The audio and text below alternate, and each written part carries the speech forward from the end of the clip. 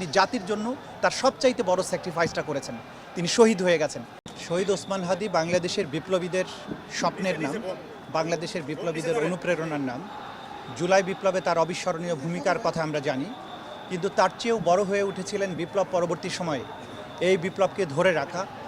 একটা সাংস্কৃতিক বিপ্লবের মাধ্যমে বাংলাদেশে শুধু রক্তক্ষয়ী যে বিপ্লব হয়েছে তার মাধ্যমে একটা স্বৈরশাসকের পলায়ন হয়েছে, কিন্তু এই রাষ্ট্রকে, এই তরুণ প্রজন্মকে আমাদের কালচারালি যে একটা উচ্চতায় পৌঁছাতে হবে, এই জাতির বিশ্বাস, এই জাতির গণতান্ত্রিক যে ভাবনা, এই রাষ্ট্র সবার করে ফেলার, রাষ্ট্রটা যাতে সবার হয়ে ওঠে সেটার জন্য যে তার প্রচেষ্টা ছিল, তিনি ইনকিলাব মঞ্চ করেছিলেন।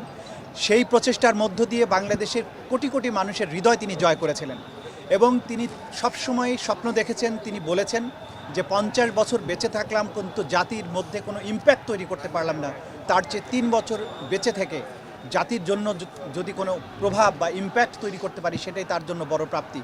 সেই কথা তিনি বারবার বলেছেন। তার কথাবার্তার মধ্য দিয়ে শাহাদাতের জন্য তার তীব্র যে আকাঙ্ক্ষা ছিল সেটা তিনি প্রকাশ করেছেন এবং আল্লাহ তাআলা তার সেই ইচ্ছাকে পূরণ করেছেন। তিনি জাতির জন্য তার সবচাইতে বড় স্যাক্রিফাইসটা করেছেন, তিনি শহীদ হয়ে গেছেন।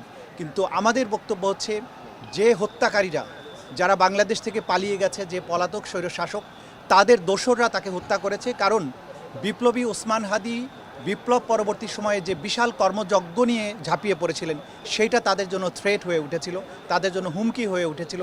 তারা বাংলাদেশকে দুর্বল দেখতে চায়। বাংলাদেশের বিপ্লবীরা যাতে রাষ্ট্র বিনির্মাণ, রাষ্ট্র চেতনা নিয়ে বড় হতে না পারে, সার্বভৌমত্বের চেতনায় বাংলাদেশ দাঁড়াতে না পারে, সেই বিষয়টাকে খেয়াল রেখেই ওসমান হাদিকে তারা টার্গেট করেছে। এবং ওসমান হাদিকে টার্গেট করা মানে বাংলাদেশকে টার্গেট করা, গোটা জাতিকে টার্গেট করা। আগামীর যে আত্মমর্যাদা নিয়ে যে বাংলাদেশ দাঁড়ানোর কথা, সেই বাংলাদেশকে তারা টার্গেট করেছে। সুতরাং এই হত্যাকারীদের ব্যাপারে রাষ্ট্রকে সর্বোচ্চ এফোর্ট নিতে হবে। তারা যেখানে থাকুক, সে ওভার দি ব্লু সিজ অথবা অন দি ব্ল্যাক মাউন্টেন, যেখানেই তারা থাকুক, তাদেরকে ধরে আনতে হবে, বিচার করতে হবে। যেটা ওসমান হাদি বারবার বলেছেন যে আমি যদি শহীদ হয়ে যাই আমার কোনো আফসোস নেই, কিন্তু হত্যাকারীদের বিচার করতে হবে। তার চলে যাওয়ার পরে রাষ্ট্র হিসাবে এটা আমাদের প্রতি অর্পিত দায়িত্ব। অবশ্যই তার খুনিদেরকে প্রত্যেককে ধরতে হবে, মাস্টার মাইন্ডদেরকে ধরতে হবে, তার বিচার নিশ্চিত করতে হবে। কারণ তার স্বপ্ন হচ্ছে আমাদের বাংলাদেশের যুবকদের স্বপ্ন। এই স্বপ্ন যে কোনো ত্যাগের বিনিময় হলেও আমরা বাস্তবায়ন করব। এটাই হচ্ছে আজকের কথা।